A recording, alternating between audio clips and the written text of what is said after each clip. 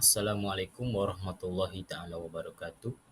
Today I will be presenting my video assignment for subject AGR 122 Plant Science. I will be presenting about photosynthesis. So let me introduce myself. My name is ID Hilman bin Nur Sazali. My student ID is 2024789527 and I'm from class M3 80 12018. So this is prepared for my lecturer, which is Siti Aisyah Naila Sheikh Musa. Alright, let's move to the first slide. Alright, so what is photosynthesis, you may ask? So the photosynthesis is the process by which green plants and certain other organisms transform light energy into chemical energy. During photosynthesis in green plants, light energy is captured and used to convert water, carbon dioxide, and mineral into oxygen and energy-rich organic compound. So this is photosynthesis in form of formula, which is sunlight, carbon dioxide plus water. It will become glucose and oxygen. So basically, photosynthesis is a process that plant make their own food. So by getting a sunlight, water, enough sunlight, enough water source, and they will make their own food. So this is the photosynthesis in a photo. So this is the sunlight, and then the roots will absorb the water and transfer it to all the leaf.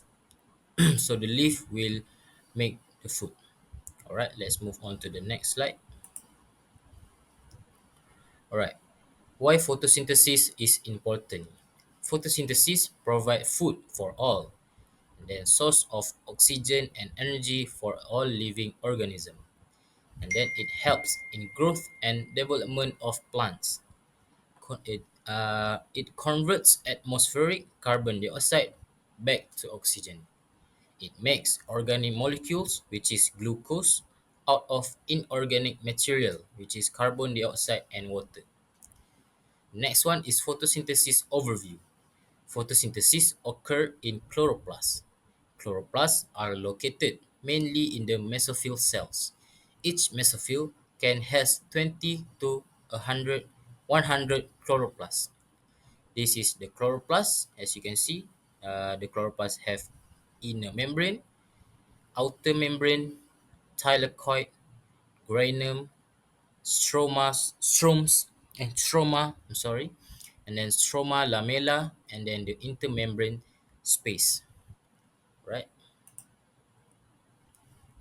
So, photosynthesis is divided into two parts. The first one is light independent reaction. The energy fixing reaction.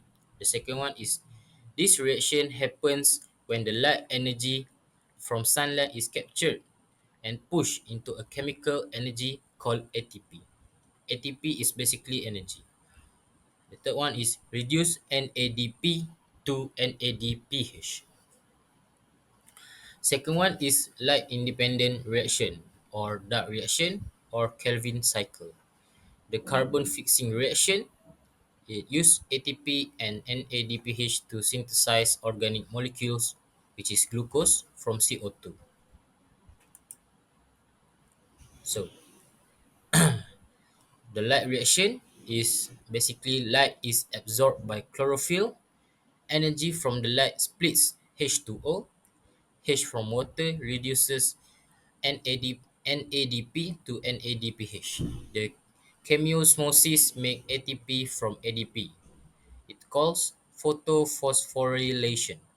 And then products of light reaction is energy equals to ATP and NADPH. Byproduct is equal in O2. So by the way, this light reaction occurs in the thylakoid, in the chloroplast. So next one is the Kelvin cycle. It is also known as dark reaction or light independent reaction. The CO2 from atmosphere enters chloroplast and is incorporated into organic molecules. and then it is equals to carbon fixation. NADPH from light reaction reduces the fixed carbon by donating H to carbohydrate. ATP from light reaction is required for this step. And then the last one is product of Kelvin cycle is glucose.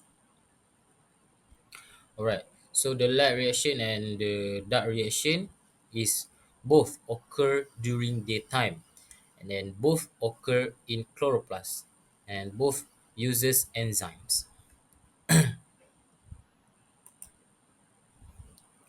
So the next one is factors that influence the rate of photosynthesis. The first one is light.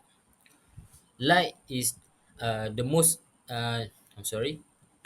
So the most effective light is red and blue. More light is equal to more photosynthesis. Plant have various adaptation to obtain more light. Second one is temperature. For optimum photosynthesis, the temperature is between 20 to 35 degrees Celsius. High temperature above 40 degrees Celsius denature the enzymes. Plant in cool region have adaptation for effective photosynthesis below 0 degrees Celsius. The third one is CO2 concentration. Photosynthesis rate has direct relationship to CO2 concentration with the presence of optimal light and temperature. If the concentration of CO2 in atmosphere is above 0.03%, the rate of photosynthesis will increase. So number fourth is O2 concentration. At higher O2 concentration, the rate of photosynthesis is lower. This is because O2 and CO2 are competing each other to locate the active site of enzyme, which is carbon fixation is slow. Then the last one is chlorophyll concentration. Chlorophyll level quantities is reduced when the plant were infected, experience sensations, or lack in minerals. The leaf turn yellowish and is said as chlorotic, thus the rate of photosynthesis will reduce.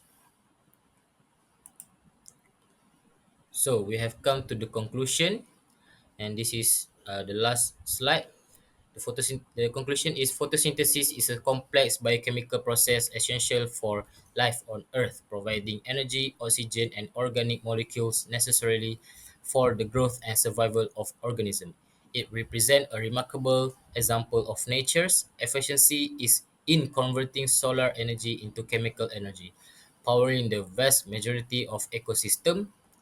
In summary, photosynthesis is not only a biological marvel but also a cornerstone of ecological stability and human well being. That's all from me. Thank you.